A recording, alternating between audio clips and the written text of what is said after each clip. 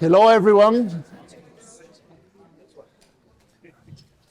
On behalf of the Dahrendorf program, let me welcome everyone to today's lecture. My name is Dimitar Bechev, and I have the pleasure to be the director of the Dahrendorf program at the European Studies Centre, St. Antony's College, Oxford.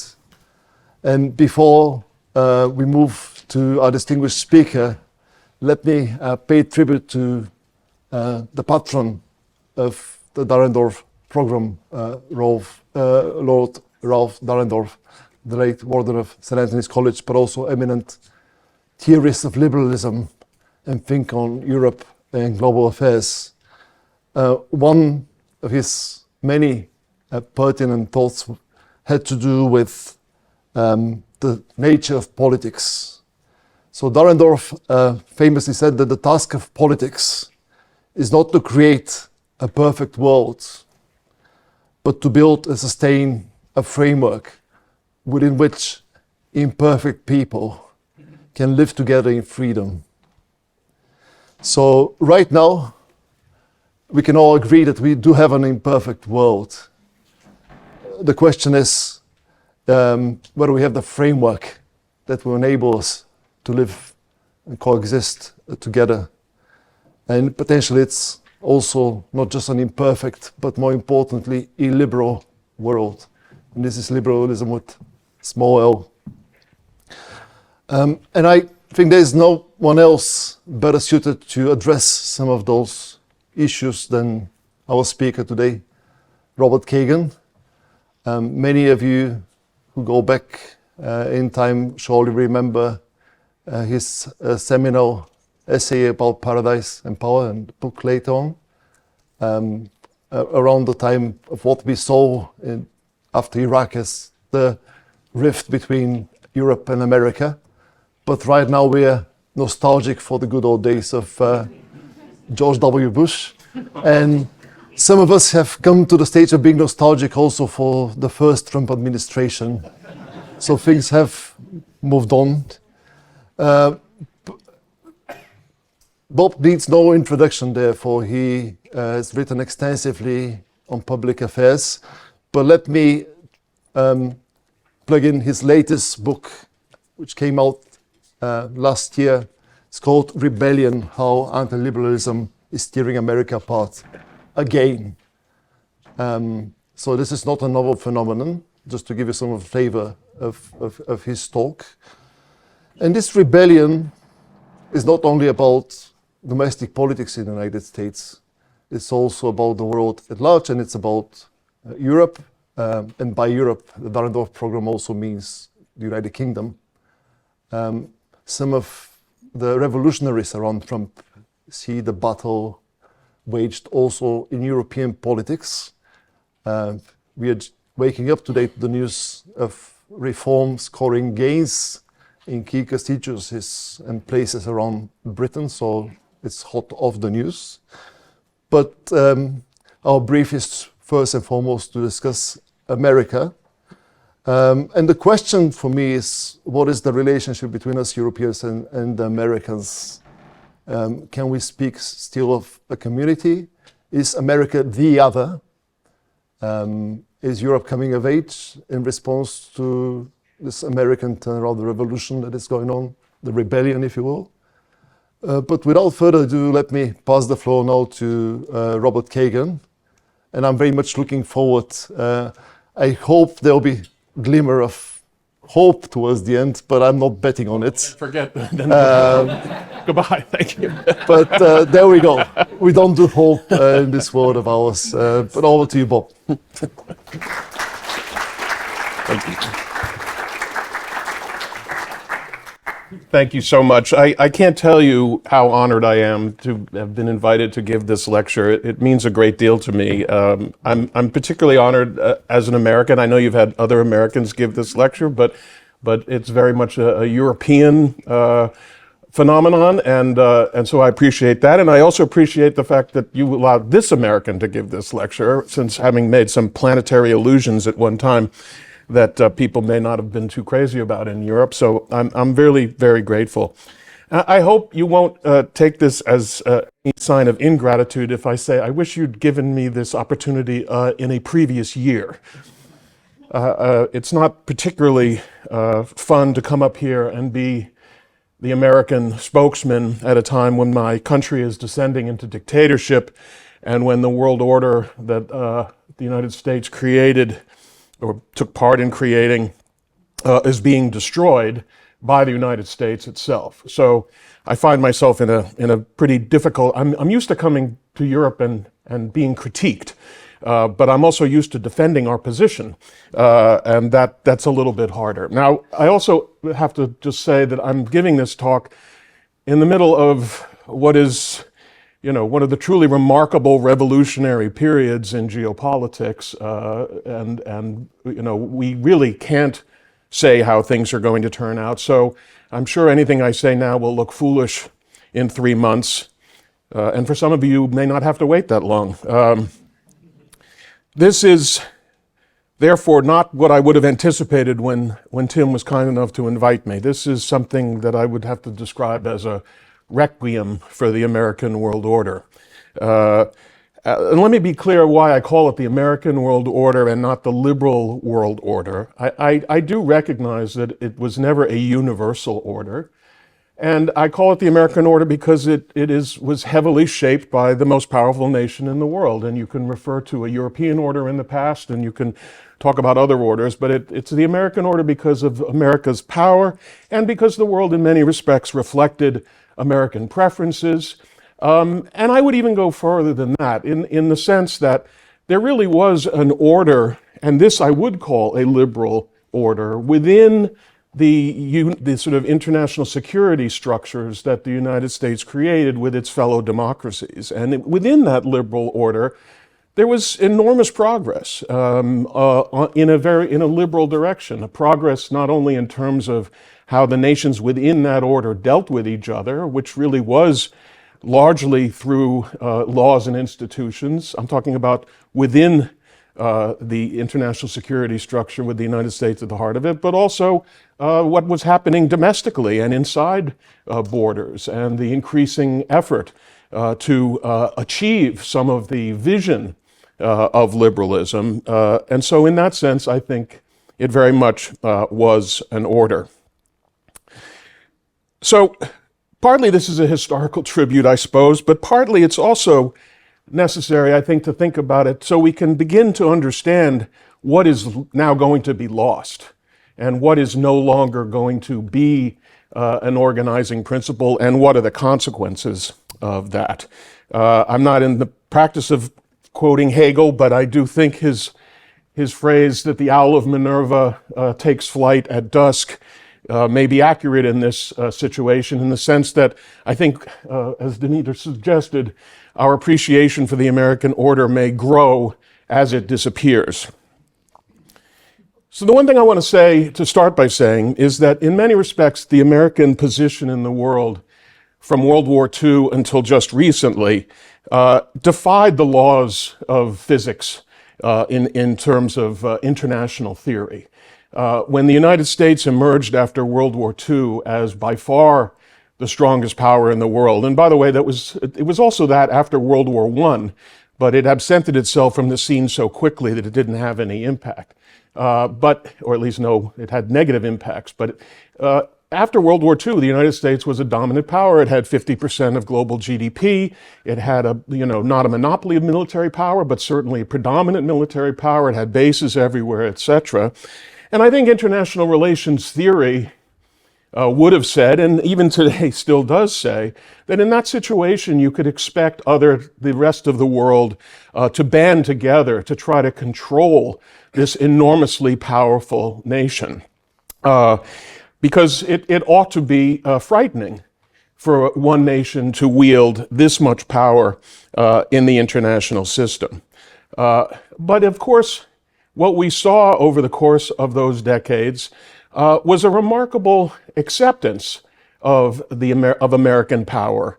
And obviously not by everybody, not by Russians and Chinese and others, although there was a time when Russia briefly flirted with the idea of becoming part of the American security order and the American and the liberal order. But by and large, the great majority of countries did not oppose the rise of American power, and most importantly, did not, as they say in the theoretical business, bandwagon against it. Now, I want to say that this was not because of the striking brilliance of American foreign policy throughout this period. I'm a historian of American foreign policy. I worked in the US government. I worked at the State Department. I know what American policymaking looks like, and no one would confuse it with Bismarckian genius. And it was not because the United States never abused its power, or certainly not because it didn't use military force on many occasions, because of course it did. It was also not because America was never bullying anybody, it never sought economic advantage, etc. It had all those flaws in it. And certainly it was not because the world loved America. Americans are always thinking that there was a time when everybody loved America after Iraq. They used to talk about how, oh, people used to love America, but I tried to assure them no one ever really loved America. But despite all that, American power and leadership was not only accepted by much of the world, and particularly Europe and some of the Asian powers, but it was encouraged in many respects, aided in many respects. When the United States went to war, even in wars that some of the world disapproved of, it never went alone. It always went with dozens of powers supporting it. And it basically was legitimized by much of the world, this degree of American power. And I was always taken by something that the Chinese scholar Yan Shui-tong has written about, which was what he called the institutionalization of American hegemony. But you couldn't institutionalize American hegemony if people didn't fundamentally accept it. And so the question is why? Why was much of the world so accepting of this flawed superpower and the power that it wielded? I think partly it's because of some obvious attitudes that Americans had toward the world, which were very much shaped by geography. The fact that the United States was distant from the other cockpits of conflict in the world, that it had no great power on its borders, with apologies to Canada and Mexico. And therefore, Americans did not, after the 19th century when they conquered the continent, did not have territorial ambitions outside the continent.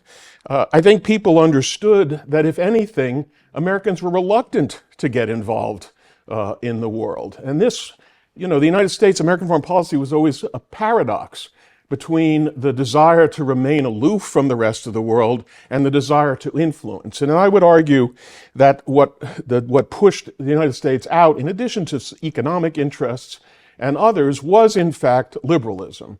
If you ask me why the United States wound up in 2 world wars, it was ultimately in defense of a liberal order, or in defense of liberal powers against the threat of aggressive autocracies. Walter Lippmann, before in World War I, referred to this as the Atlantic community, because obviously at that time people didn't consider Asian countries to be part of that.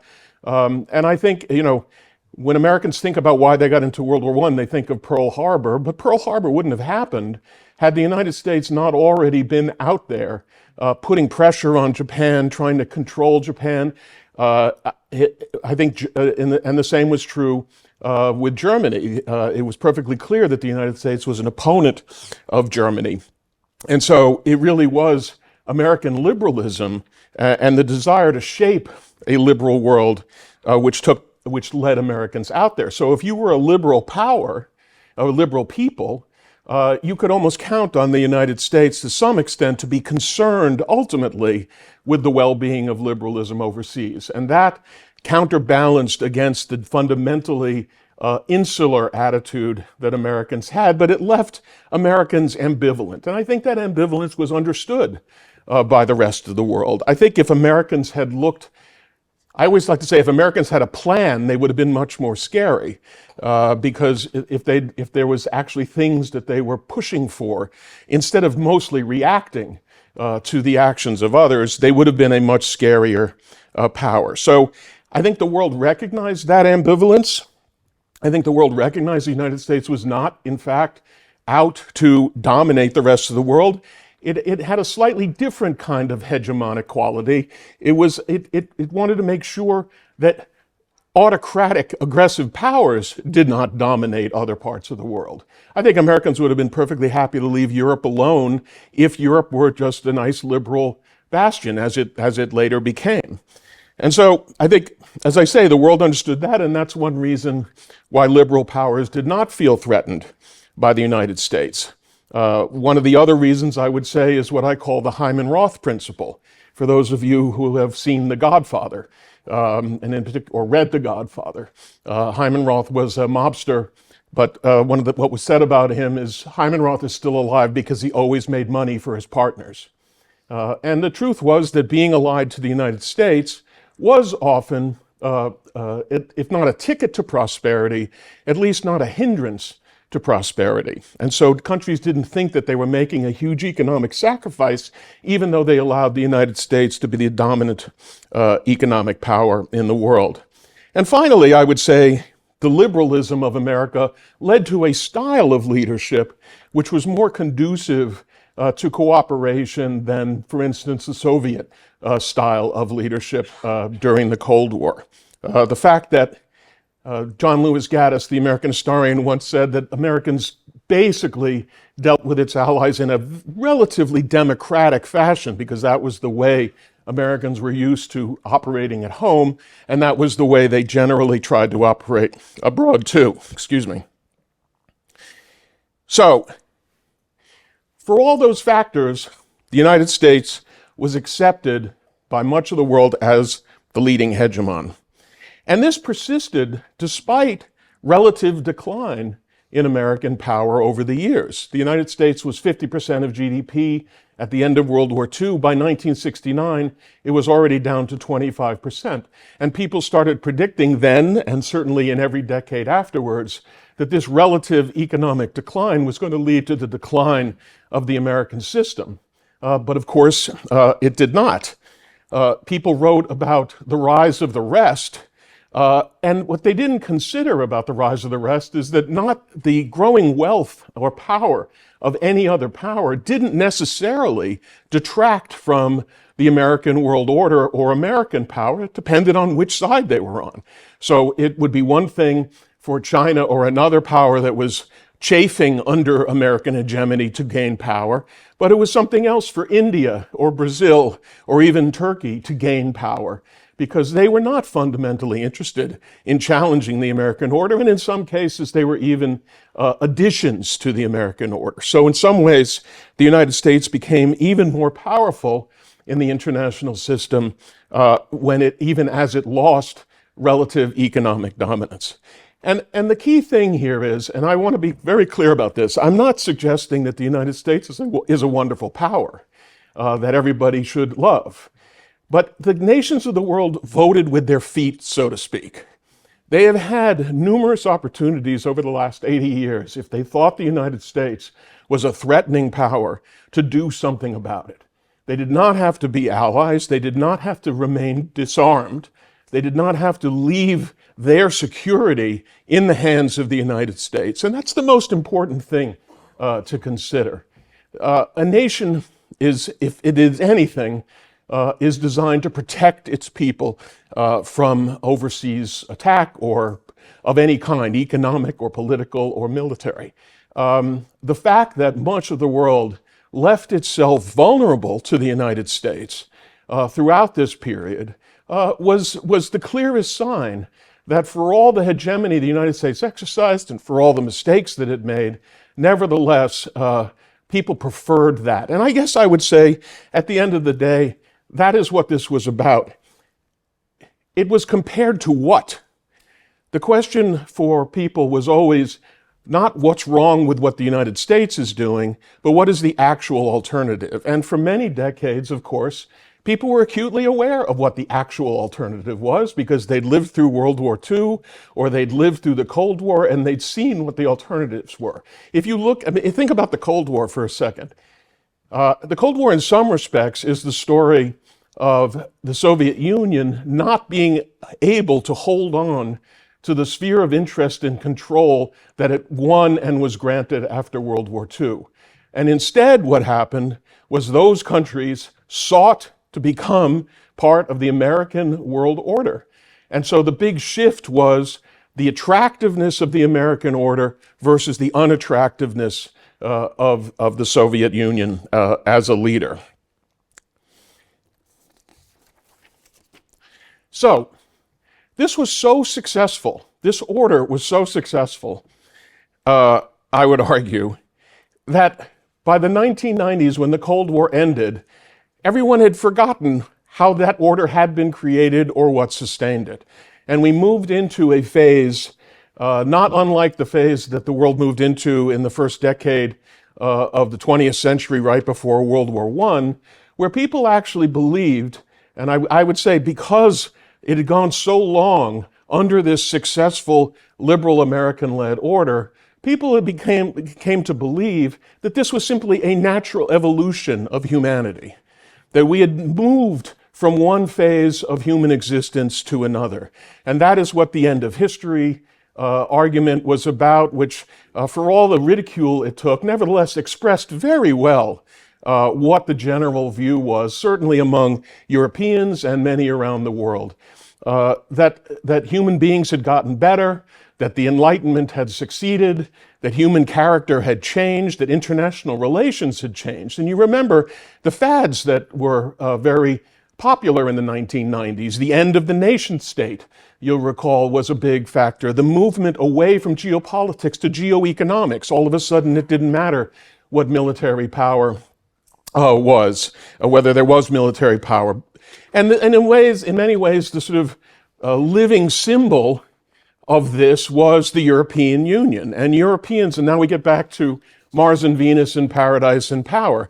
What was the argument about at that time? As you recall, probably, some of you were old enough to recall, in the 1990s, everyone decided that the United States was the problem. Because if we were moving into this new post-historical era, where power wasn't going to matter anymore in the traditional sense, and where we were moving toward a transnational set of agreements and institutions as the European Union was, then the United States was not only an outlier to that, it was an obstacle to that. And by the way, I want to hasten to say that I wrote that book and I wrote the essay on which it was based before the Iraq War, because this was the prevalent division that existed in the 1990s. Those were the days of the hyperpower, you'll remember. Sam Huntington wrote an article in 1999 called The Lonely Superpower. And he quoted a lot of foreign leaders talking about how hypocritical and annoying and bullying and difficult and hegemonic and evil the United States was. So this was very much a 1990s phenomenon, and I believe it was a consequence of the end of the Cold War and the sense that power of the kind that the United States wielded simply was not only unnecessary, but positively harmful. And we were so optimistic that, many of our friends, John Eikenberry, talked about the transition from the American-dominated liberal order to a liberal order based on international institutions and international agreement. And people talked about multipolarity, especially the French.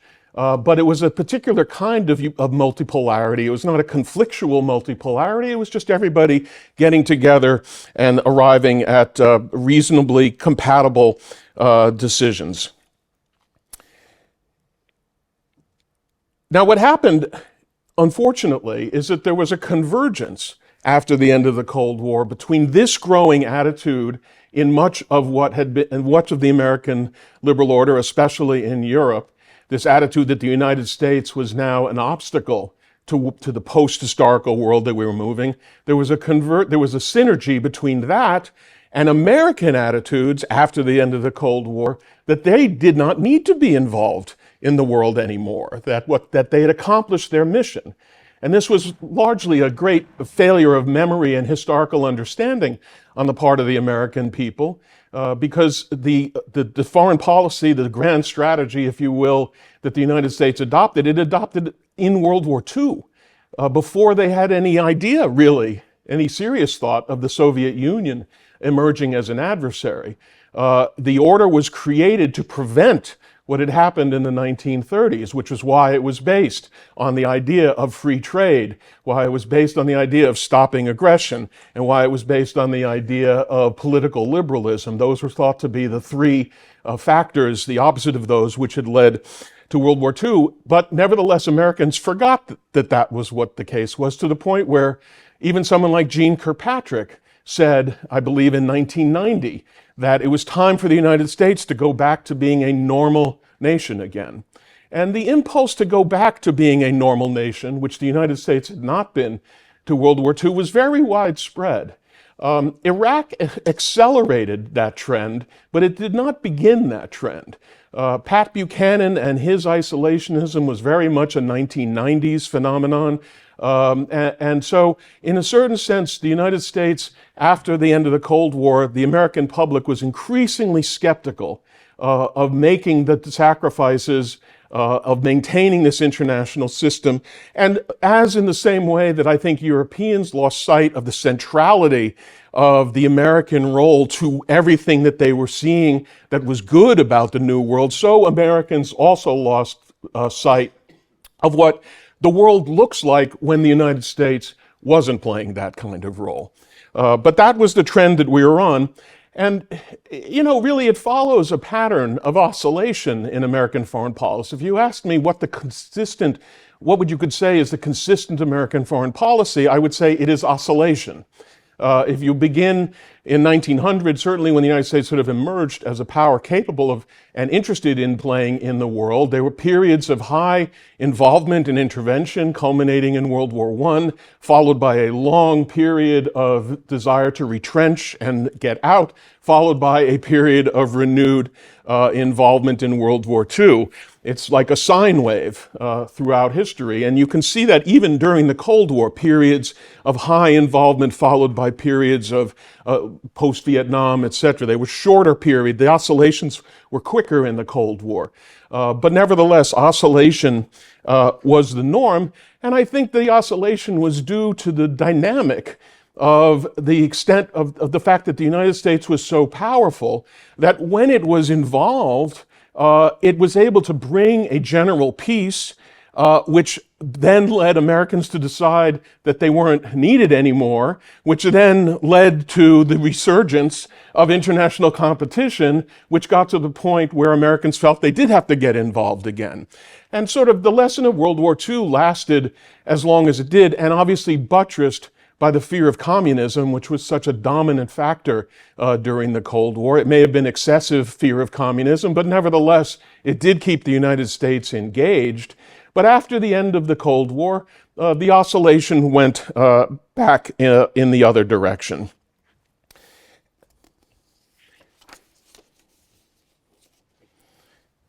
And there's another factor in American development which needs to be taken into consideration, which is the fact of the question of ideology. America, as I've written in this book, has always been engaged in a struggle between liberalism and anti-liberalism. The country was founded on liberal principles in the Declaration of Independence, but from the very beginning, a very large portion of Americans did not share those principles. I'm talking about the slave-holding South, and then 100 years of the Reconstruction South, and I could go through any number of ways in which Americans were anti-liberal. There were anti-liberal forces, and what happened in the 1920s was a resurgence of anti-liberalism. Go back to the 1920s and think about what was happening in the United States. This was a period when the Ku Klux Klan enjoyed an enormous revival. There were millions of members. It was practically accepted as a reasonable civic institution in America. This is the period of the greatest crackdown on immigration that the country had ever undertaken. The United States was born with a free immigrant policy. There was no policy about restricting immigration. And then there was the most restrictive immigration law in history in 1924. And that was also accompanied by tariffs and protectionism and a general it was both anti-liberal and therefore, for the correlation was anti-foreign. And xenophobia was a big part of American policy in the 1920s. And what the interaction between that and its attitude towards Europe is not completely dissimilar from what we're experiencing today. So the world is, unfortunately at the mercy of various American oscillations, and this is where we are today. And I do think it is worth remembering the 1920s because I've been reminded of it lately as Europeans have been very urgently asking the question, will Americans back up a European force in Ukraine? What kind of agreement can you get from the Americans in case that force gets into trouble? And it reminded me exactly of arguments between the transatlantic arguments that were occurring in the 1920s and 30s, which was constantly about what will the Americans do if there's an act of aggression in Europe. And Americans were doing everything they could, especially in the 1920s, to say we are not committing to anything.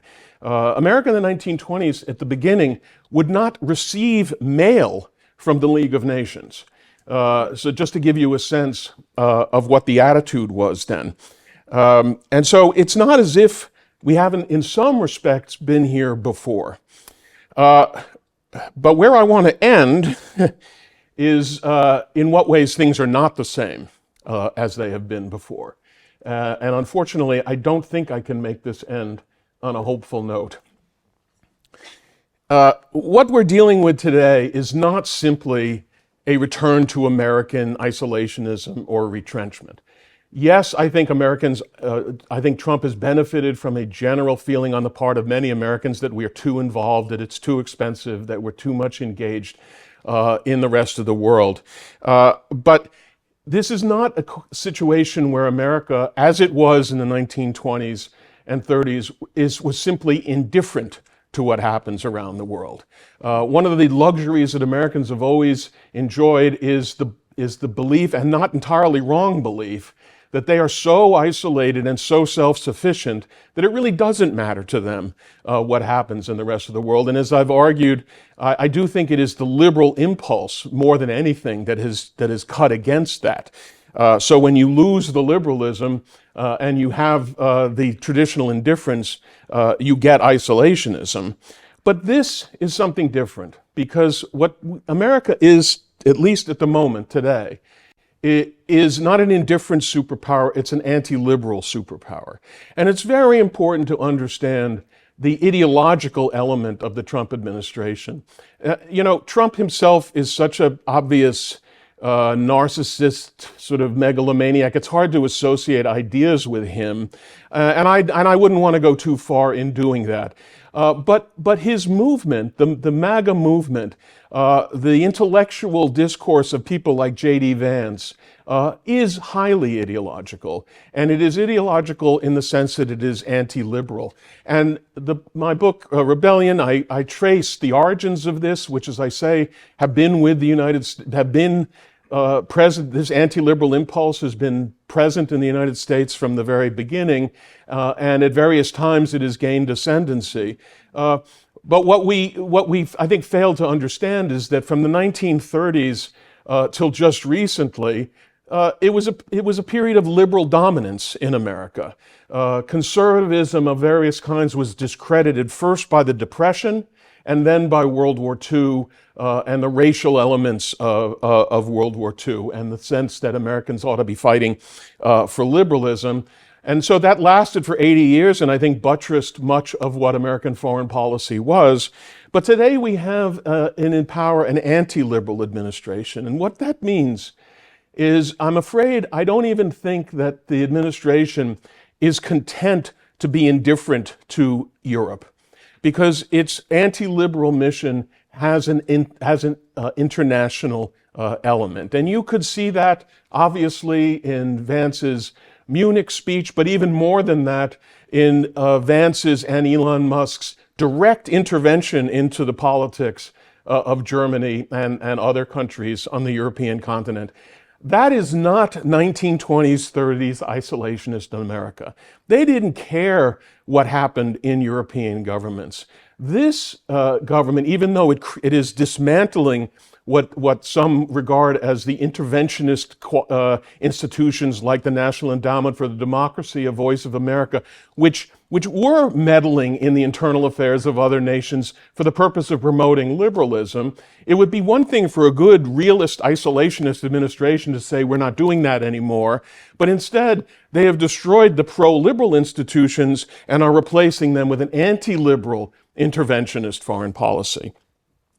And where this leaves us, and I was in a panel earlier, a discussion earlier today where somebody pointed this out, is that Europe now faces, I would say potentially, but I think it's slightly more than potentially, the prospect of an aggressive, anti-liberal great power to its east in the form of Russia, and an aggressive, anti-liberal superpower to its west in the form of the United States. And it seems to me that that is a very dangerous position for liberal Europe to be in. And of course, Europe, of course, is more than just liberal Europe. It's also anti-liberal Europe. There are anti-liberals in Europe. Those forces can be supported and are being supported now, both by the United States and by Russia. And so that is the predicament that Europe finds itself in. And because the United States has now withdrawn in any meaningful sense, its security guarantee from everyone, and because the United States has adopted this posture, we are in fact moving into a multipolar world. And people have been predicting the turn to multipolarity for a long time, and I have been rejecting it, and I think rightly so. And I think the only thing that could have returned us to multipolarity is the decision by the United States to do what it is doing. And so let us not have the same kind of fantasies about what a multipolar world looks like that we had in the 1990s when all the problems seemed to be taken care of and humanity had moved on to a new stage. In a multipolar world, there is no freedom of the seas. In a multipolar world, there are spheres of influence in which many countries are subservient to the great powers. That's what it means to be a great power in a multipolar world.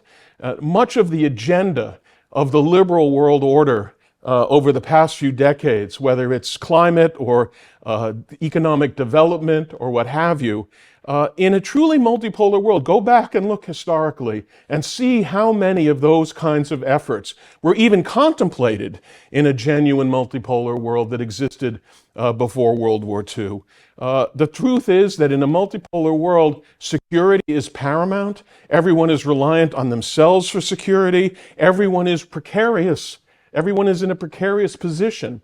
We're not used to that, at least those of us who've been living in the liberal order. But that is the world that lies ahead of us. And so I don't know if this is a hopeful note, but it is the note I'm going to end on because I'm here in the UK, I'm here in Europe, and what I would like to say to you is rearm. Europe and the liberal world and the UK now needs to take its own security in its own hands, and the fate of liberalism at this moment at least, and I don't want to get into, I don't know what's going to happen in the United States 2 years, 8 years, or 20 years from now, but I'm not optimistic enough not to tell you that if you want to preserve the liberalism that Europe has reached a kind of pinnacle of, you're unfortunately going to have to live in the world where force matters. And we need to get over the illusions of the post-Cold War period and realize that this is the world that we've moved into. Thank you very much.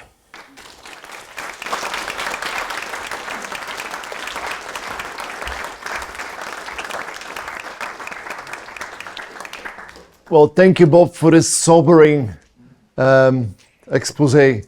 There's so much to chew upon. And I was just reminded when you said rearm that there must have been a similar conversation in Brussels when Ursula von der Leyen launched Rearm Europe. And then, of course, there were certain member states who said, no, this is a bad word. And the label we have now is Readiness 2030. Yeah. So rearmament is still not a great word in Brussels, but it might change, who knows. But on a more serious note, just two observations. The first, your very pertinent remark that this is international wave of illiberalism. To put it in ideological terms, it's not illiberalism in one country. It's the permanent revolution flavor of illiberalism. But to play the devil's advocate, I'm just wondering if that's a utopian project in its own right. We had a great workshop on China-Europe, and one of the themes we played with was the notion of competing anti-liberalisms. The moment you remove the common enemy, you find all those differences. There's the Chinese version, there's the Trumpian version, certainly. Putin might be a fellow traveler, but it's not necessarily the same project. And I should also submit that the Orban style or Meloni style illiberalism might be having a life of its own. Not least because if you think about Orban, he's the one who inspires the Americans, but also is very capable of working with China as well, with Russia. And there's a illustrious tradition of anti-Americanism on the right or the far right in Europe as well. So can we talk about this world where actually you have competing nationalisms? I mean, let's use another word, because at the end of the day, all those projects are wedded to the nation state and to the notion of sovereignty and borders. So that's number one. Number two, going back to the world of McKinley or what have you, is it possible at a time when you have an American market, financial markets being so intertwined with the rest of the world, just pulling the drawbridge, that you have functional pressures to manage this interdependence? Another piece of data, of information, of course, you can envision a situation where the exchange of goods globally declines, but the exchange of data is going up and up, and it also ties in with the world of artificial intelligence and cutting-edge technologies. So those illiberals, once they gain power, they have to operate in this environment. And how do they do that? I mean, how does Trump react to the market? How he reacts to new technologies? So that's a challenge they have to respond to, even in a post-liberal world. Well, first of all, I didn't say that the Trump strategy would be successful for the United States. I think that if I wanted to talk on longer, I would talk about the way he is destroying American power. For one thing, American power was very much based on these alliance relationships. It wasn't simply, that's what I was trying to say. It wasn't simply that the United States was very powerful. It was the acceptance of that power by so many people, and partly because you could rely on the United States not to take advantage of this imbalance that was deliberately created after World War II, and that is precisely what the United States is doing now. I mean, as a result of the compact that we all sort of made in one way or another after World War II, America's allies left themselves extremely vulnerable to America. And now America is taking advantage of that vulnerability in a way that, is the worst kind of violation and betrayal of the trust that sat at the beginning of it. So I think that it is by the way, this is Trump's, this is his métier, taking businesses and bankrupting them and then moving on to something else. I don't know unfortunately he doesn't have a country to move on to. But I don't doubt that he can destroy American power in this process. As opposed, and yes, on your first point, at least as I understood it, we have been living in a world that is divided between liberalism and anti-liberalism, because that is sort of the structure of the American order. But if the United States itself has turned away from that and has become anti-liberal, then we will be in a less ideologically divided multipolar world. We'll be divided by all the things that you say that nation states are divided by. It raises interesting questions, which we've been discussing earlier, which is, can Europe overcome its very admirable liberal persuasion in order to make an arrangement with China if that is the most useful strategic thing for it to do. And I think Europe will in fact be faced with choices like that. We may not have the luxury of ideological consistency in a truly multipolar world. Right. I'm sure there'll be lots of questions from the audience. I'll collect those in groups of 3. If you could please introduce yourself very briefly before you pose the question. And the gentleman over there. Thank you, Dr. Lord Kagan, for that extraordinary presentation. I'm a Quaker, and therefore, when it comes to rearmament, we go a bit quiet. But there's one thing where the liberal world tells the truth, and the illiberal world doesn't mind whether they tell the truth or not. And their untruths are fed into our politics. Have you anything to say about truth? I'm in favor of it. Bob, let's should I take a few? some, I think there was, over there. Thank you. Thank you very much for a fascinating talk. If we take... sorry, could you please... my name is William Rome, and I'm a master's student at St. Hugh's in history. Thank you very much for a fascinating talk. If we take the most optimistic interpretation of how things could go in America politically after Trump, and I know there is no guarantee this is going to happen at all. If we take that most optimistic approach, do you see there is a way back to where we have been for the last 80 years? Or have they destroyed things so comprehensively that there is no turning back? Well, Thank you. I'm sorry. And there's Charles Grant over there.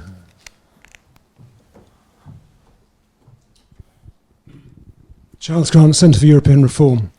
You didn't say a lot about China, Bob, except a little bit at the end. In Brussels now, there are a lot of people saying, let's flirt with China a bit to make the Americans treat us with more respect. Let's kind of get a little bit, and even von der Leyen, who was very tough on China last year, is being a bit softer this year. How do you think Europe should handle China? I mean, I guess it boils down to what kind of anti-liberal country China is. Is it as rather like Trump or perhaps Putin, ideologically opposed to liberalism, in which case it won't want to get too close to the EU, or is it just totally focused on power and real politics, in which case it probably suits China's interest to flirt back with the Europeans to weaken the Atlantic Alliance and weaken America? How should we handle China? Am I ready? Yeah. Okay. Hegemon says that you These are all excellent questions. Let me just, I'll start with Charles. I would say that China is not in the same category in terms of the aggressive promotion of anti-liberalism in the same way that certainly Russia is, and that I think, at least in the, it's only been 3 months, but which the United States gives some indication of being. I know what motivates this administration, and it is engaged in an active rebellion against liberalism, and it's very much part and parcel of its self-justification, which is why I think it is going to be a bigger part of its foreign policy, because it's a real identity question. Whereas China, at least up until now, has been less inclined to export, etc., and I don't think cares very much at the moment. It has its own, as you say, it's got a kind of its own realistic understanding of what's possible. Now, I do want to say that China, like everybody else, has until now been operating in an American-dominated world. And I don't want to predict what a China in a multipolar world in which there will always be ideological competition. Let me just say something about that, by the way. The Westphalian order is a myth. There was never a Westphalian order. Nations have always engaged in first of all, ideologically or it's either ideology or religion, but it's mostly about belief. Beliefs have always shaped both internal and foreign policy, I would argue. Now, sometimes you have to suspend it for certain purposes, but I do think it's a constant. So I would expect in a multipolar world, there will still be ideological conflict, but I think it might take a back seat to the security elements of a multipolar world, in which case I could see China, soft pedaling in theory, its anti-liberalism in the interest of finding a community of interest with Europe. By the way, I don't think there's ever going to be an alliance or even anything structural, but a community of interest with Europe. The only question I have is China actually capable of of approaching Europe in a way that Europe can find acceptable. I would say China has been pretty ham-handed in its approach, but maybe, but the opportunity for China to step in as the good superpower or the good great power when your choice is Russia or the United States is certainly there. Whether the Chinese are capable sort of constitutionally of seizing that opportunity, I just don't know what the answer is. The other question was, can we come back? Interestingly, the United States, as I say, we really quite underestimate the degree of how badly the United States behaved in the 1920s and 30s. I do hold the United States at least partially, if not substantially, responsible for the breakdown of order in Europe and the eventual war. If the United States had played the role that it had promised to play after World War I, I'm not sure we would have had World War II. But in any case, the bitterness was very great. And yet, by 1945 and et cetera, the United States was forgiven for that, and there was a possibility of unity. So, if the United States completely changed complexion and returned to what it has been, the thing about countries is they have immediate needs. And if the United States can answer those immediate needs for people, then they will be more inclined to forgive. But I don't know if America's allies can ever get over this betrayal in the sense of really, truly doing what they had done throughout this period, which is leave themselves exposed to the United States and leave themselves so dependent on the United States that if the United States takes a bad turn, that they're not incredibly vulnerable, which is what they are right now. So that's why I would encourage, even if the United States is going to go back to being the good old United States, that's why I still want Europe to be strong enough so that the United States is dealing with somewhat more of an equal partner. Let's advance liberalism together, not in quite as dependent a relationship. On the truth question, you're at a philosophical level that's beyond me. I guess I do feel like, I'm sure people in other societies would say liberals also lie and also spread falsehoods, and that spreading falsehood is part of human existence, et cetera, et cetera. I don't know that anti-liberal regimes have a monopoly on it, but there's no question that we live in this, and increasingly and frighteningly in an information age where deception and disinformation is going to be more and more possible, which is to say, by the way, a return to normal. I mean, it used to be that there was no common news source, and if someone said the Pope had fathered an illegitimate child, and therefore we need to go to war, nobody knew whether that was true or it wasn't true. Probably it was true. But so we're in a way back to a world in which we don't know what the truth is, or we don't agree on what the truth is. That was not a world conducive to peace and liberalism, which I think is your point. But I do think that is where we seem to be headed right now. Well, the truth is on Truth Social, but just to fingers on the second question, if you look at many European leaders, they somehow seem to believe that they can condition or lobby or influence US behavior. Meloni going to Trump, even Zelensky, he did a decent job in tweaking this infamous agreement.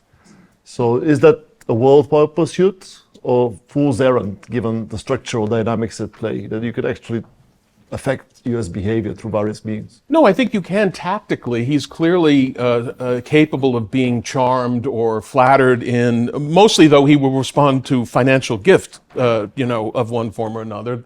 And you can buy that, you can buy some goodwill or time or whatever, but you have to understand that, so much of American foreign policy has been based on some unquestioned premises about the nature of our relationships with our allies, those assumptions no longer exist. So every transaction is a blank slate. There's no sense that, well, I ought to be good because they're an ally. He doesn't even look at the world as allies and not allies. I believe he looks at the world as what can I get here and what can I get there.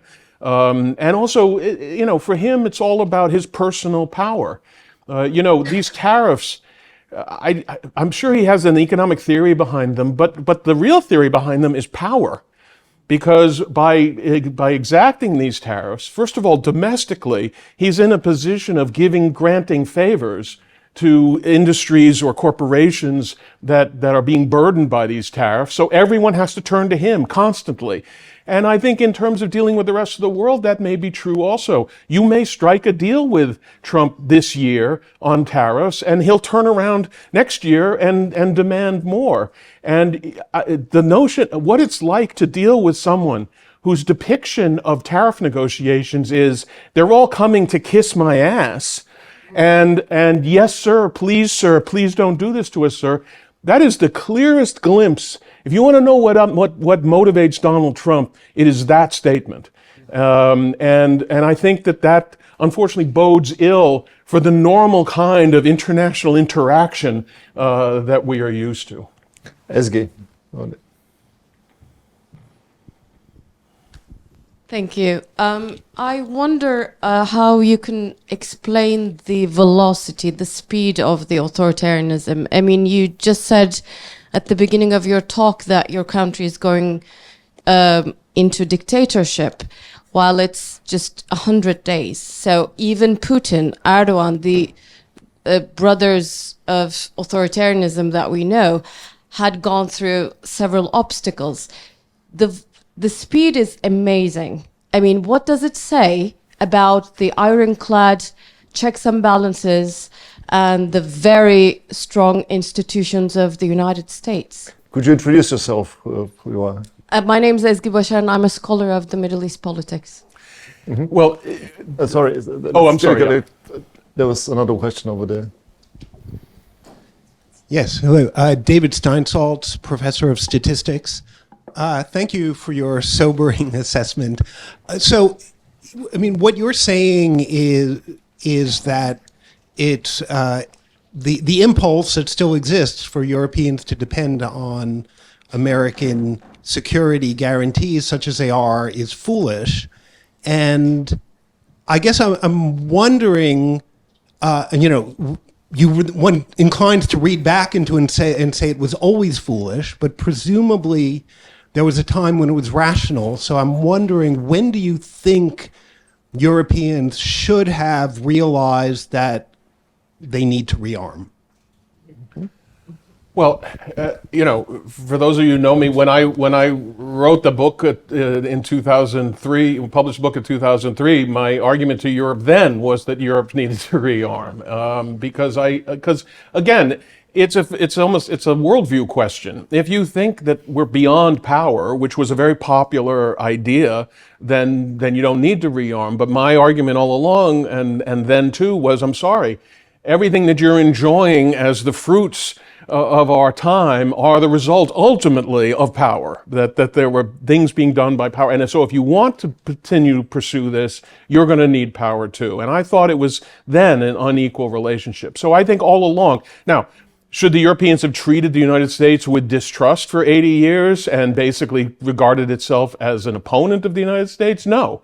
But I do think it would have been better for Europe in dealing with this betrayal if Europe had been in a stronger position to begin with, and now it has to play catch up, and maybe it can play catch up. It's a very rich continent. It's really a question of how many sacrifices do Europeans want to make. I mean, something has to give, and Europe, as the conservative critics like to say, they've created a very nice life for themselves under the American security umbrella, and there's always been a question: are they willing to sacrifice some elements of that life to create their own security? And that I think is the question. So, but certainly going forward, whatever, I don't want to, I'm not casting blame backwards, because I don't blame them for not anticipating this particular American move.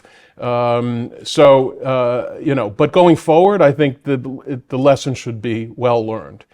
On the rapidity of it, yes, of course. I mean, I happen to be in a position of having predicted that this was going to happen. I mean, I wrote this in November of 23, that this is where I thought we were going. So I'm less shocked than some people as to what has happened. In terms of the speed of it, I'm throwing this out as part of an explanation.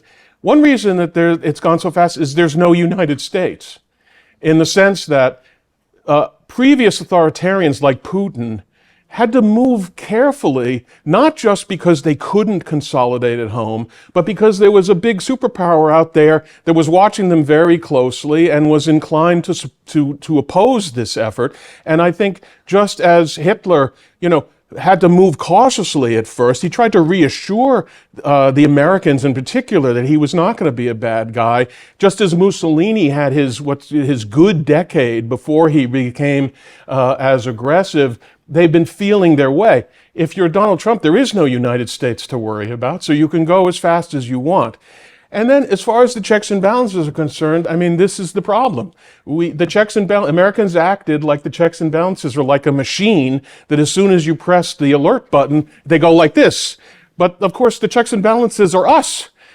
We have to make these decisions, and we have to stand up for principles. And all I can tell you is we used to, if you read about the American founders, they spend a lot of time in a total panic about whether this is going to work. There's Benjamin Franklin, a republic if you can keep it. They were really worried. And guess what? They were right.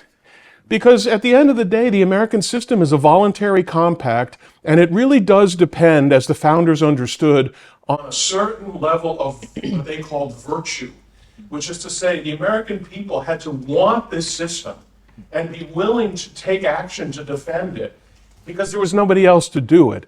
And unfortunately, what we've seen is that a great number of Americans who are not MAGA, they are not Trump devotees, but they are insufficiently concerned about the status of rights in our country. They're more concerned with what they have to complain about than understanding what the foundation of this system is. I would also say, by the way, that political parties, which the founders did not anticipate, and which for most of our history have been beneficial in channeling radicalism in a useful direction, in this case have failed us. The checks and balances are like the Titanic, in the sense that, it's like the Titanic had these walls, so that even if you punctured one of them, the rest of them would hold, and the iceberg went across all of them.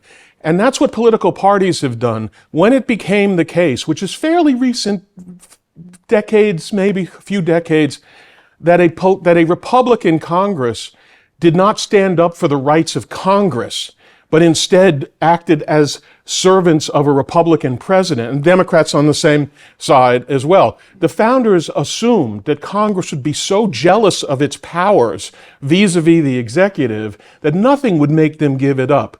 Similarly, the Supreme Court. You can't tell me that the Supreme Court is not being shaped by partisan politics and by pro-Trump justices who were pretty much, that's how we got that decision on immunity last year. So once again, party and partisanship has cut across all three branches, and like the Titanic has severed these walls that were preventing the sinking. Well, the founding fathers, they were inspired by the example of antiquity, but it was the decline and fall version. Yeah. So they really were bothered about decay of the institutions, and that's just to echo what you had to say. But let's collect more, over there, and Ellen Dahrendorf. Thank you. My name is Simon Fraser. I'm the chairman of Chatham House. I wonder if you could say something about the attitude of American multinational corporates who, after all, underpin a lot of American power, drive the American economy, drive the global economy, and many of which, not all, but many of which sort of espouse liberal values. How are they going to deal with this sort of evolution of the American polity that you're describing? Mm-hmm. Well, I don't know how they're going to. Sorry, Bob. I'm sorry. Hold your fire. I'm sorry. I think, yeah. So Ellen, and then the gentleman. Ellen Dahrendorf. My question is... Hold on, Ellen. Ellen Dahrendorf. My question is similar to the one or follow-up of Simon Fraser's. There's one aspect of power that it seems to me you've left out of your talk, which is fairly recent, although it might have been similar in the 1890s.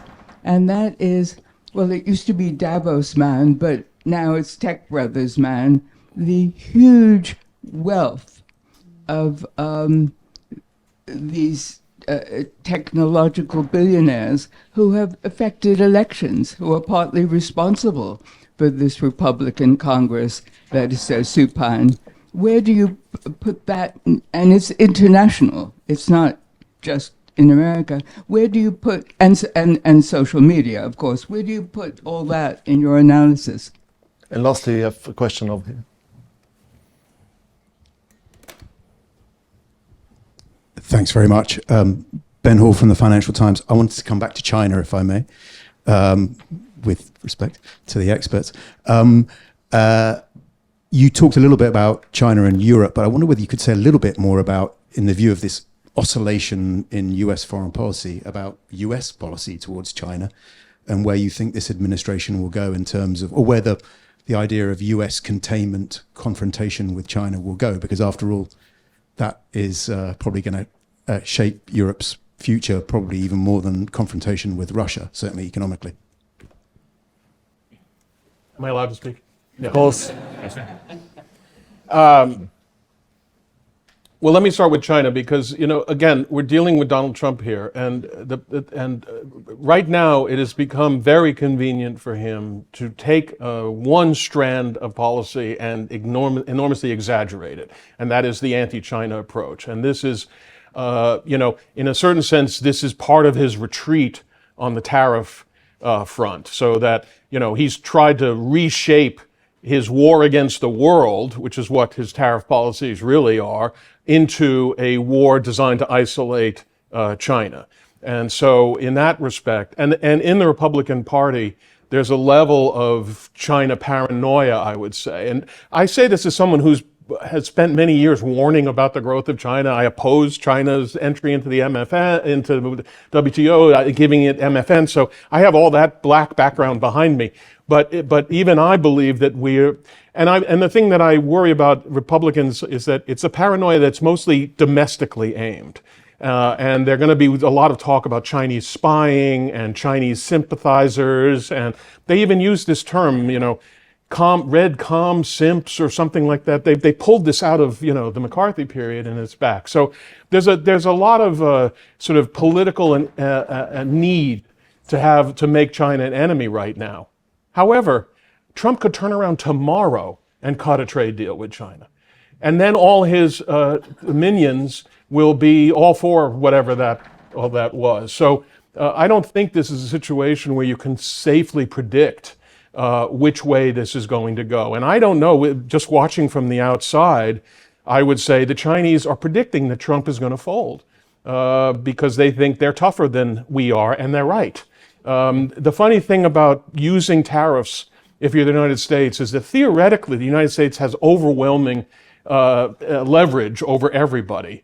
But in practice, our political system is such that merely by targeting a particular constituency, a particular industry that is meaningful to Donald Trump, it can do tremendous damage. And then we already see him backing off in all kinds of ways because of the effect on domestic industries that ultimately affect voters. So I would be wary of making any sort of broad prediction about the long-term trend. And honestly, this gets to the inconsistency at the heart of the Trump administration's foreign policy, because on the one hand, they are sort of isolationist. They don't think we should be involved in the rest of the world. On the other hand, they're allegedly building their entire defense strategy around defending Taiwan. The America First people of the 1930s would have thought that was an absolutely insane thing to even think about. And so, they're an isolationist superpower that likes the superpower part, if you know what I mean. So that's why it would be difficult to be very predictive about where they're going. On the multinational corporations and the tech bros, there are some tech bros, obviously, who have an ideological axe to grind here, people like Peter Thiel, et cetera, and the whole idea that democracy is a hindrance to technological and human development, et cetera. And I think that is there. But I think that is much more of a fringe in the overall movement. They fund it. They fund J.D. Vance, et cetera, and that's true. But when you look at corporate titans in general, they're like corporate titans at all times. When the elephants start rumbling, they head for the mouse holes. And the truth is that most, somebody wrote an article in the Times saying if you talk to them privately, most corporate heads don't like Donald Trump. And yet, because he was clearly going to hold all the power, and because they know that he's a vindictive guy who will punish anybody that has crossed him, they immediately began genuflecting. And the best example of this is Jamie Dimon. Jamie Dimon once called me because I'd been criticizing him along these lines, and he said, "Off the record, I don't like Donald Trump." It's like, first of all, off the record, I'm not. Anyway, but the point is that it's mostly that there's power and there's power. And economic power in the political system only takes you so far. The truth is that Donald Trump in the United States wields real power. He can't be spooked by Jamie Dimon. He can be spooked by the bond market, which is an impersonal sort of. There's no, you can't negotiate with the bond market in theory, right? But as far as his relationship with these corporate titans, they know who's in charge. In the same way that the corporate titans in Russia also figured out or had it explained to them who was in charge. Right. I think Arthur had a question. And then I'll move here and over there. Thank you. Arthur Anastasakis from the European Studies Center. I just wanted to ask you very quickly your opinion about the Democrats and what kind of opposition is there? What's wrong with them? So there's a question over there. Well, thank you very much. Does that work? Sorry. Yes, thank you very much. Karl Matthias Klaus of the German Embassy, but don't blame anybody else for what I'm saying.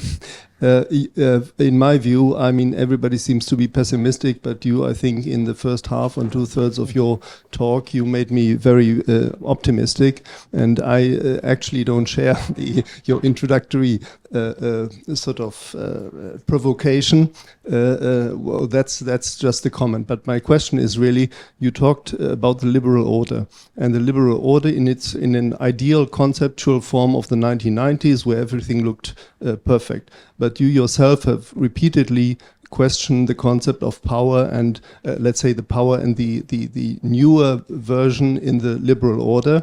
And in fact, what is the foundation of the order?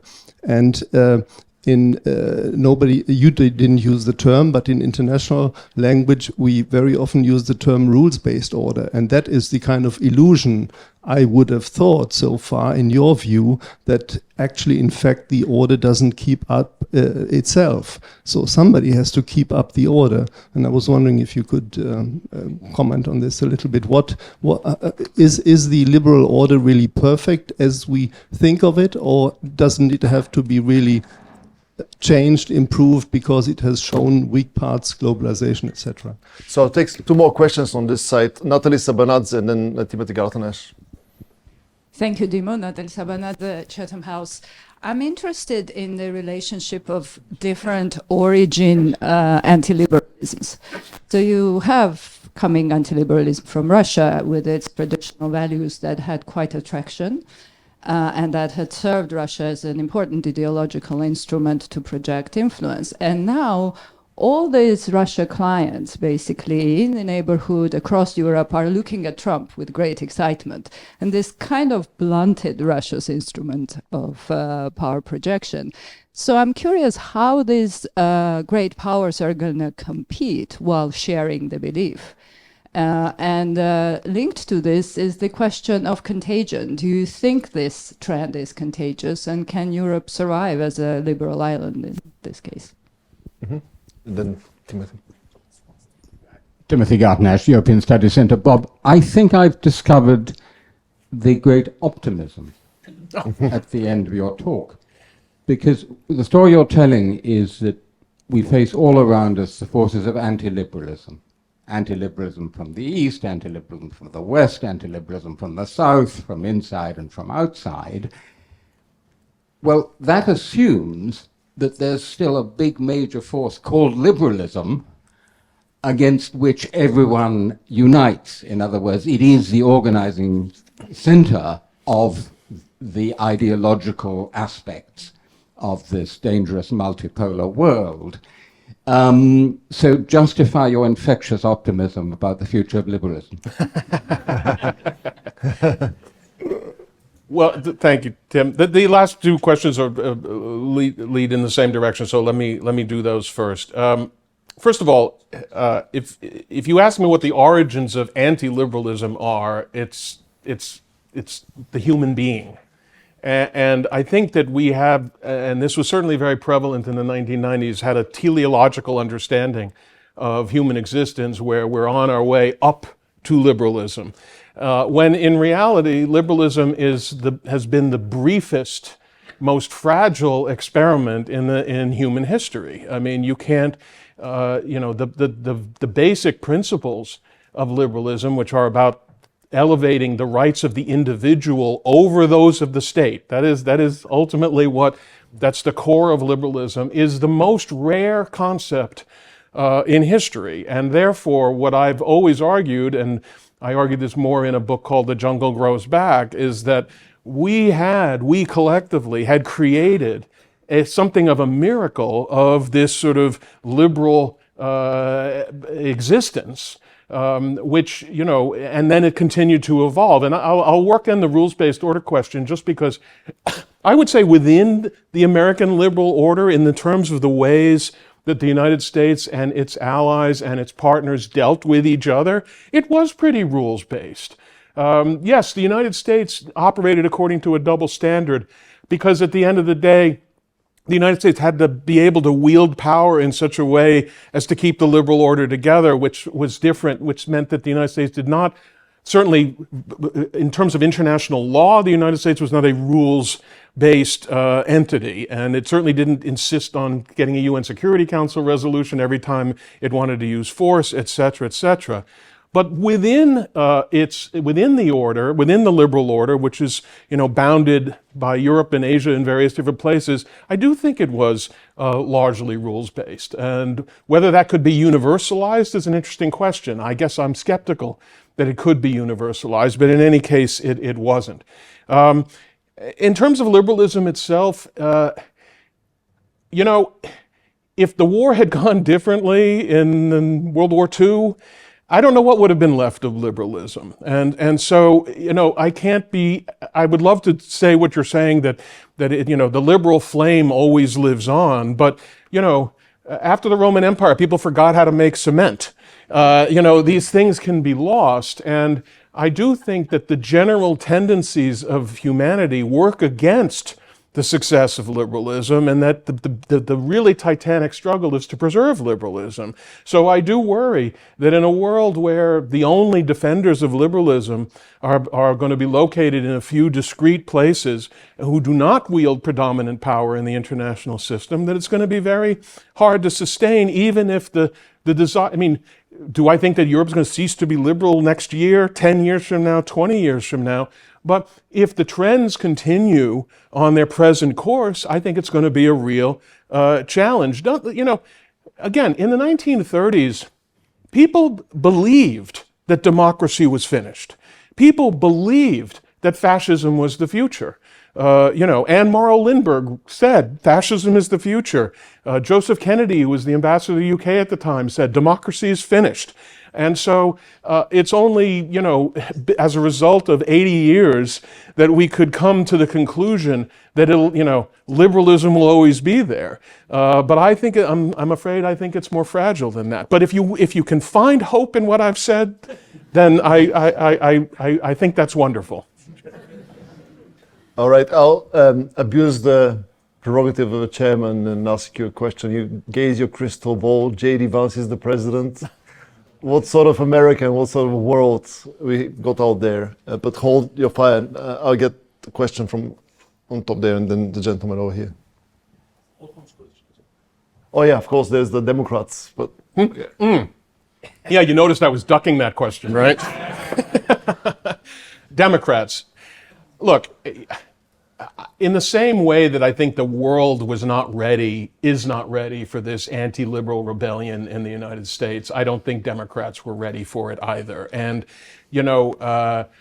they definitely got tagged with a certain kind of liberal approach, which I think was really not fair. You know, a lot of the things that Trump made a big deal out of, like transgender issues, it wasn't like the Democratic Party had transgender issues as its leading plank. I mean, these were issues specifically chosen by Trump to put Democrats in an awkward position, because if you're a liberal, you have to believe in everyone's rights. But if that's an unpopular group, then you're on the wrong side of the political equation. And the problem is, I would say, that too many Americans, that's the bottom line, is that too many Americans had either turned against liberalism or no longer thought liberalism was valuable. And the Democratic Party, let's face it, is the party of liberalism in the United States. It's also the party of illiberalism in its own ways, etc. But it is that coalition is the coalition of groups that particularly have focused on the need for universal individual rights, whether it's blacks, or other minorities, women, etc. And so insofar as the country sort of, at least the country, 48 point whatever % of the country was fed up with that in some way, or had other reasons for why they didn't care about that, the Democrats are on the wrong side of where the American people are. You know, it's a tough place to be. I don't think it's going to last, and I think that the way, you know, again, if we had a free democratic system still intact, which I very much question at this point, if we had, Trump's popularity rating has plummeted. You know, most Americans don't want anything that Trump is doing. And so that would be reflected in an election, and then we wouldn't be talking about how stupid the Democrats are. They would be winning elections, and then they'd be great again. But the fact is that at this particular time, many Americans have shown that they lack the virtue that the founders wanted them to have. And I don't know who to blame for that other than the American people. At the end of the day, we used to say this about other countries, you get the government you deserve. And to some extent, you have to say the American people have gotten the government that they deserve. Well, now that the Europeans are transitioning from Venus to Mars, we are waving the flag for go get them. Be Martian. But over there. Thank you very much. My name is Arthur. I'm a MPhil student in history here. My question goes in a similar direction to Dr. Bechev's question. Could you please sketch how you think a potential anti-liberal interventionist Vance administration would react to successful and significant strides towards liberal European strategic autonomy? Thanks. Or maybe, should I ask another dimension, another scenario? It's the 2026 midterm elections. Democrats win big, or bigly. And then from this lame duck, there's all kinds of court intrigue. I Claudius style, if you remember Grace's book. So how that affects America in the world, this disarray and Washington dysfunction and Republicans in free fall. But let's get another question. The gentleman was waiting patiently. And thank you. Julius Krag, Friedrich Naumann Foundation. Your conclusion was very much that Europe needs to not only rearm itself, but be more self-confident. In that spirit, I wanted to ask, is there anything a self-confident Europe could do to support those fighting for liberalism in the US, if anything? I mean, am I allowed to answer that question? That's a tricky answer to ask me, and so I'm not going to. I don't really particularly have an answer, but I do think that insofar as those who are liberals around the world continue, they should make clear what their views are about what's happening in the United States. I must say I find the opposite is largely true, because every national leader is concerned about their relationship with Donald Trump for understandable reasons. So they're hardly in criticism mode. And therefore, you know, the United States, for instance, is not facing the kind of international pressure that if another democracy of this substantial importance were moving toward dictatorship, you can be sure that the United States in the previous incarnation would be leading an international effort to try to do something, you know, but that is not the situation that we're in now, which is one reason I find all this so so one of the many reasons I find the trend so worrying. I think most other nations in the world are going to try to figure out how they can get along with Donald Trump, not how they can oppose it. So we'll see. What was the other point? Well, there was a point about the future. Oh, yeah, right. That was the point I was really going to punt on. Look, I don't know whether a week from now, Donald Trump is going to say, I don't care what the Supreme Court says, I'm doing it anyway. I don't know if by the time 2026 rolls around, Congress will have any power at all, so that it won't matter who controls Congress. Congress has already ceded a huge, almost all of its fundamental power. It's ceded the power of the purse to Elon Musk and Russell Vought and the president. And so maybe a Democratic House could restore some of that, but they're going to have to claw it back. And I don't know how successful they can be, because I don't know how far Donald Trump, this is where we all are, I don't know how far Donald Trump is willing to go in terms of overriding the various elements of the system. And so therefore, I can't predict to you what's going to happen in 2026. I don't even know, I couldn't tell you for certain that we're going to have free and fair elections in 2026. I can well imagine a situation where the fact that the administration will be controlling everything, the Federal Elections Commission, all kinds of investigative capabilities, etc. Somebody has to pronounce on the fairness of an election. I don't know what the administration is going to do on that. So you want to talk to me about 2028? As some of you have pointed out, look what's happened in 100 days. What's going to happen in what's left now? 1,400 more days before we even are at the end of the Trump administration. So I am going to punt. All I can say is there is obviously tremendous opposition building in the United States to many of the things Trump is doing, including, most importantly, on his self-inflicted disaster, which is the completely unnecessary decision to tank the American economy in the interest of these tariffs. Now, as I say, I do think that tariffs are a form of power for Trump, which is one of his motivations. But nevertheless, he has certainly done himself no favors if he cares about public opinion. And unfortunately, I think that is still, the jury is out. So I have 4 people in the next round. Galip, Dalai, then you have Janke, Stephanie, Flanders. Asen, did you have a question as well? Okay, so the 4 of you. Well, thank you very much. Galip Dalai, St. Antony's College and Chatham House. I think Europe is not only have to rearm itself, probably it has to even reinvent itself, because the 2 foundational assumptions of the European project is no longer there. There is no geopolitical West, because it was it was the US that created the geopolitical West, post 1945, with NATO particularly, and there is no normative West now that we are no longer talking about the West of norms and the West of the rules.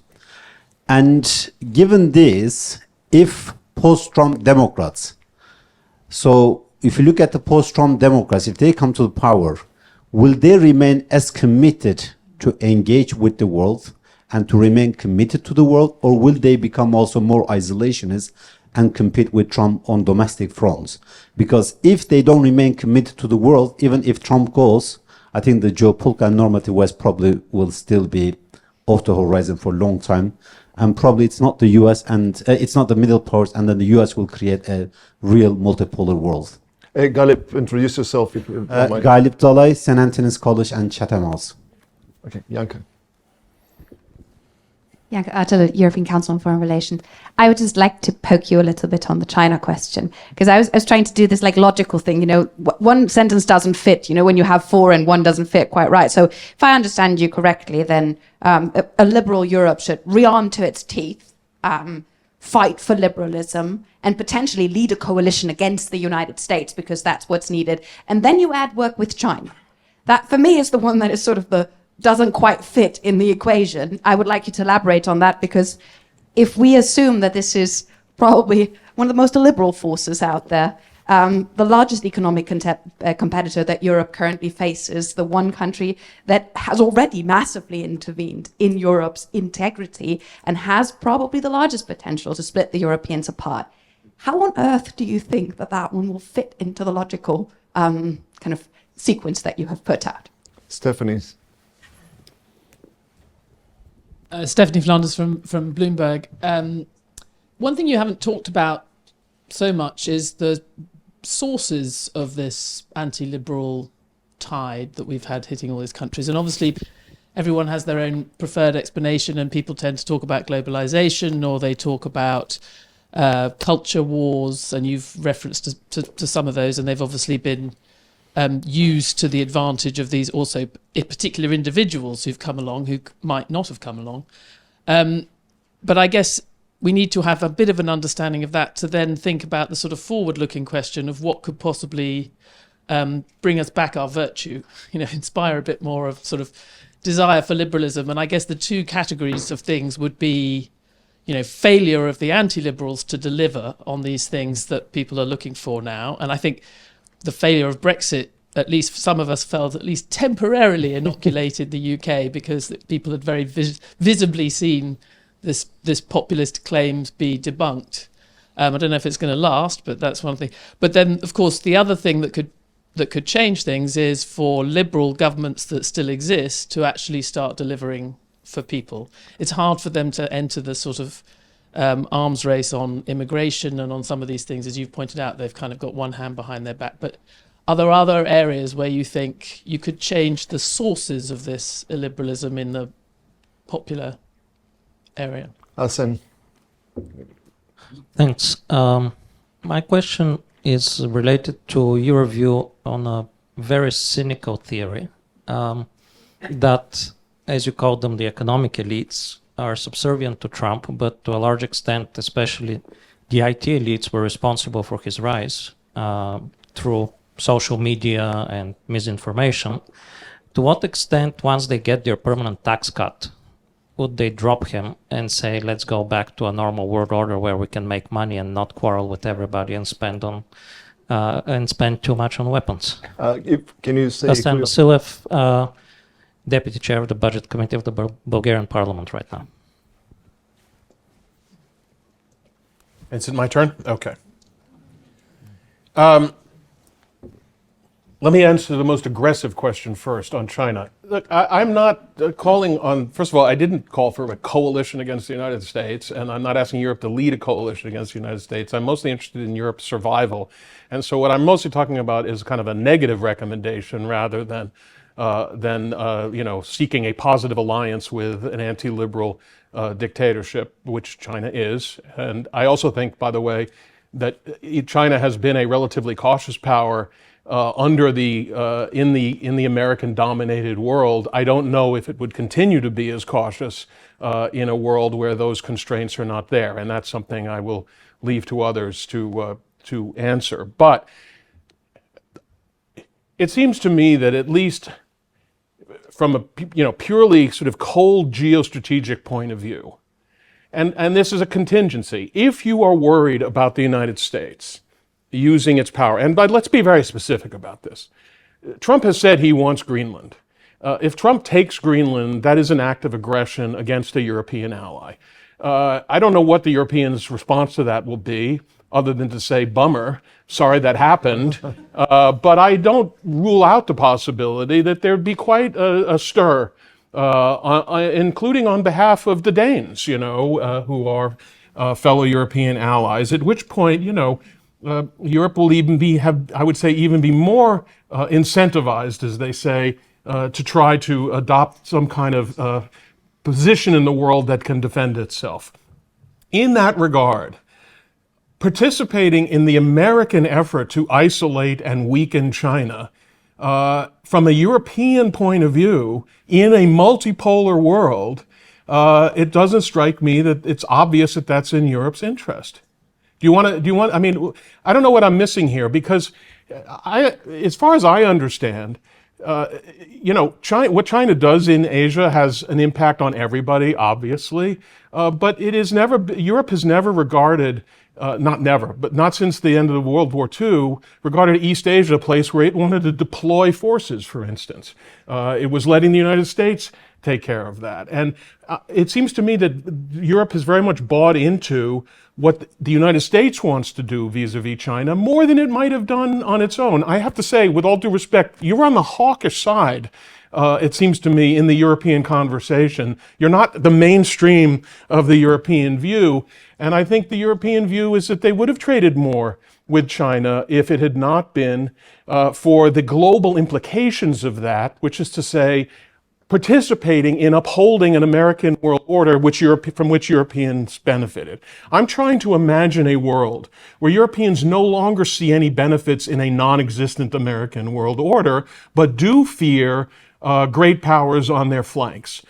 Historically, the distant enemy is my friend against the near enemy.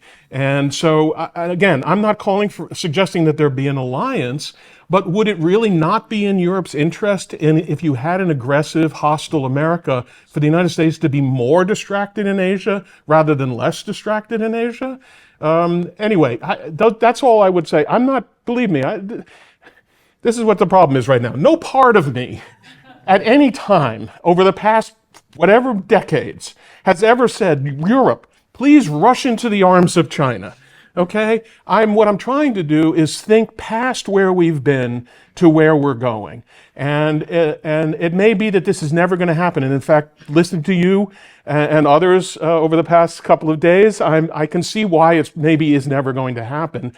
But then, you do stand the danger of not hanging together, but hanging separately. And so, again, I don't know that this is the right move for Europe or not, but obviously Europe needs to start thinking. It would not be the first time that a power united with an ideological adversary against a common threat.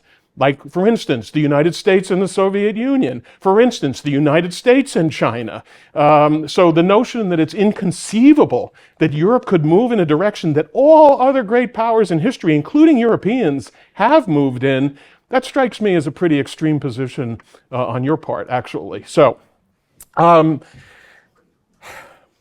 the sources of anti-liberalism, I'm sure there has been an economic dimension to the rise of anti-liberalism. Here I feel more comfortable talking about Americans rather than Europeans, because Europe has its own history and its own causes and its own traditions of anti-liberalism. But I know what the traditions of anti-liberalism in America are about. And they are about, first and foremost, race, second, religion, and third, and most recently, gender. I believe that there's a lot in this election that was a male response to the rise of the rights of women. And, it just so happens, and I don't think this is an accident, comrades, that if you see a white male walking down the street in the United States, you have pretty much a 60 to 70% chance that that person voted for Donald Trump. And I know that blacks also voted for Trump more than they used to, but it was still infinitesimal. And so I think if you ask me the one word that describes what people were voting against, it was woke. This was the woke election, and that's why Trump got people to support him that normally I don't think necessarily would have supported him, because he touched something that was very deep in people, that they'd been told they couldn't say this and they couldn't do that, and they were tired of it. And when he said, grab the blah, blah, blah, I can't tell you, a lot of men in America were like, I like that. I wish the world were like that still. I'm sorry to say that, because we don't want to think that anybody has bad motives. But I'm telling you, in the United States, it was not the economy. Yes, they picked up on the fact that there was inflation. Yes, we were in a post-pandemic situation. But look at the way they've responded. Trump supporters have responded now. And he is losing support around those marginal people. But the fact is, his movement, and if you listen to what J.D. Vance said in his acceptance speech, which is really important, because this is a fight in the United States, which again goes back to the founding, between an ethno-religious definition of the United States and an idealistic definition of the United States. Either the United States is based on an idea, which is the principles of the Declaration of Independence, or it's based on white Anglo-Saxon Protestantism. And when J.D. Vance said, they're including the Catholics now for some reason, although they never did before, when J.D. Vance said, America is not just an idea, that's what he was getting at. And when he talks about the fact that his family has been buried for 7 generations in Kentucky or whatever state it is, That is about blood and soil nationalism. That is what they're selling. They're selling white nationalism. This is predominantly a white Christian nationalist movement is at the core. And I just don't think it's about economics. So therefore, I don't know I don't know how you educate people again. I'll tell you what did happen. If you go back, this did happen before. America was much more racist, much more restrictive, much more filled with prejudice in the 1920s and 30s, and 1920s especially, than it even is today. And what changed it? Well, two things changed it. One was the Depression, which discredited a certain kind of conservative Republican approach to things, and they were very much the bastion of white Protestant Christian, they had those votes.